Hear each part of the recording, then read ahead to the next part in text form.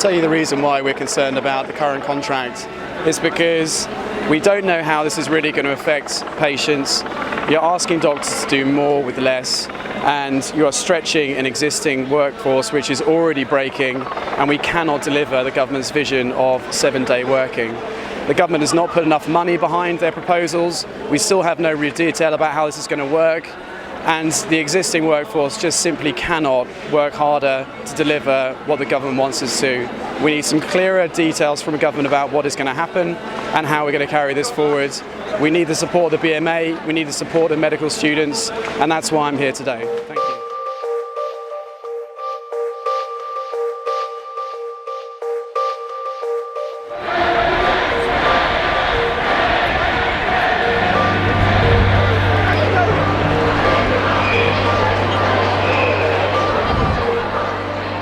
You know, a lot of junior doctors, and let's clear, junior doctors are anyone from a medical student who's just graduated right up to a consultant, so we're not just talking early 20s people here.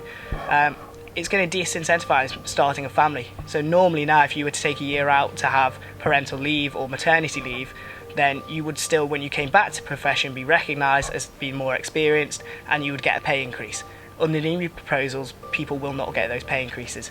I was in a cab at the weekend and the driver found out that I was a medical student and asked me how much I'll start earning, and when I said £23,000, he was quite shocked. People seem to think that we're sort of given this golden pay packet, which isn't the case. If I looked back and I knew that something like this was going to happen, I would probably think twice about doing medicine.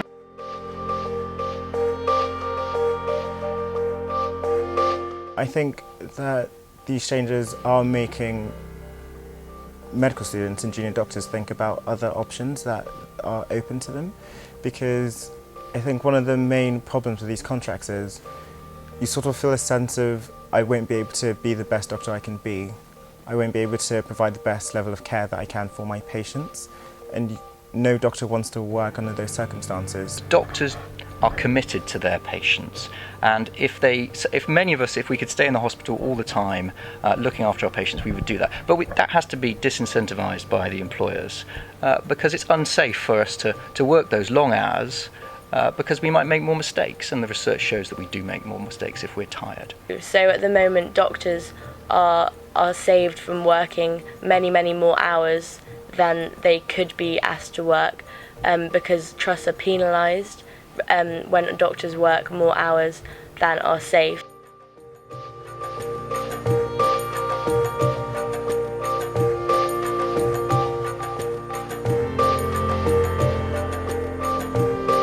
Personally, I think that fewer people are now going to take the chance to take time out to pursue PhD studies or do clinical academic work. And that's because at the moment, if you take a year out, say, to do a research project, or 3 to 4 years to carry out a PhD, the NHS rewards you for that as they realise it's quite a valuable contribution to the field at large, and you'll still get a pay increase every year that you take out. However, under the new proposals, I'm not entirely sure how they're going to work it, but we know that there's not going to be the same pay increase. So it's likely that if I take a 3-4 year career break to pursue a PhD, I might only get 1, possibly 2 pay increases. And that will be because I'll have to do teaching work alongside that, or there'll be other factors involved, not just recognising the fact that I'm taking time out to further the profession. So I think, you know, it's not just those that want to do an academic career that will be hit by that. It's patients with difficult to treat conditions that need new therapies that will also lose out.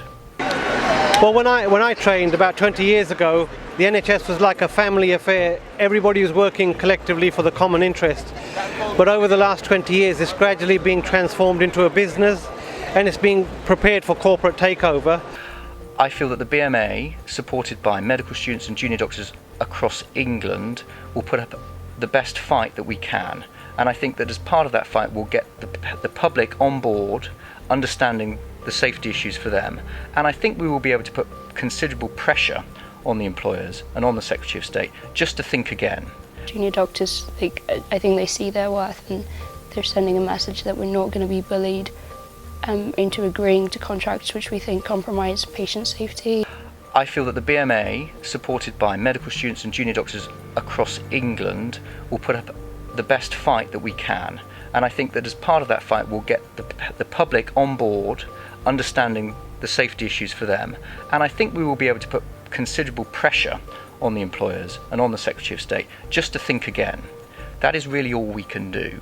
And of course, if a new contract is imposed, then we will continue through other mechanisms to try and make it as safe for that.